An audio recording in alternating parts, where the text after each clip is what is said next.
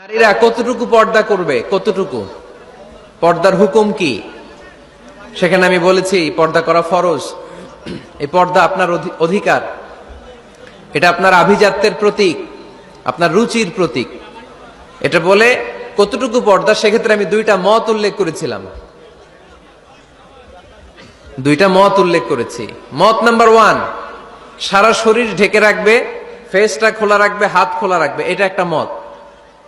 আরেকটা মত, সব ঢেকে রাখতে হবে, শুধু চোখ খোলা, তাই না? দুইটা মত উল্লেখ করে আমি বলেছিলাম যে এটা হচ্ছে রুকসাত আর এটা হচ্ছে আজিমাত। আমি এও বলেছি যে এর চেয়ে শ্রেষ্ঠ পর্দার হতে পারে না, শুধু চোখ খোলা, সব ঢেকে রাখতে হবে, এটা শ্রেষ্ঠ পর্দা, এর চেয়ে ভালো পর্দার হতে পারে না। আমি নিজেও সাজেস্ট করি এটা, যে শুধু চোখ খোলা থাকবে। আবার ওই প্রশ্নের উত্তরে এও বলেছি চেহারা হচ্ছে সৌন্দর্যের রাজধানী, চেহারাই যদি দেখা হয়ে যায় তো সব দেখা হয়ে যায়, এজন্য এটা আমি সাজেস্ট করেছি। তারপরে এরা আমারে ধাক্কাইতে ধাক্কাইতে ওই মতের দিকে নিতে চায়, আছে না নাই? তো এই যে 3 বার যে আমি এই কথা বললাম, এগুলো শুনবার সময় কি কানে তুলা দিয়ে রাখছিলেন? হ্যাঁ, তখন কি শোনেন না এগুলো?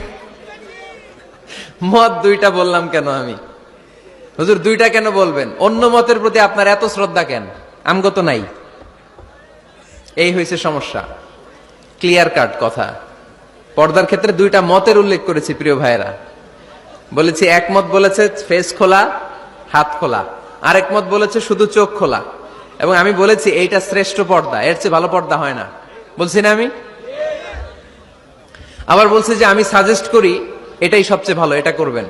এবং শেষে বলেছি চেহারা হচ্ছে সৌন্দর্যের রাজধানী, চেহারাই যদি দেখা হয়ে যায় তো সব দেখা হয়ে যায়। এগুলো কি প্রমাণ করে? আমি এই মতের পক্ষে না এই মতের পক্ষে? বায়ে না ডানে? ডানে। তো আমি এই মত অবলম্বন করি, মানে আপনাদের যেই মত আমারও এই মত। আমার ধাক্কা মারতেছেন কেন? ধাক্কাইতেছেন কেন আমাকে? ধাক্কাই আমার ওই মতে নিতে চায়, এটা ঠিক না। বাড়াবাড়ি কখনো কল্যাণ বয়ে নিয়ে আসে না। আওয়াজ করবেন না, মনোযোগ দিয়ে শুনেন। এই যে মত, এটা আমার মত না, এটা অনেক স্কলারদের মত।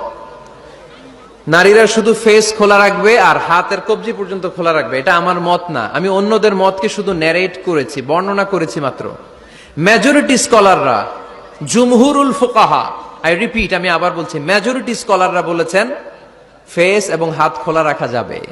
যদিও আমার মত এইটা না, আমার মত হচ্ছে যে শুধু চোখ খোলা রাখবেন।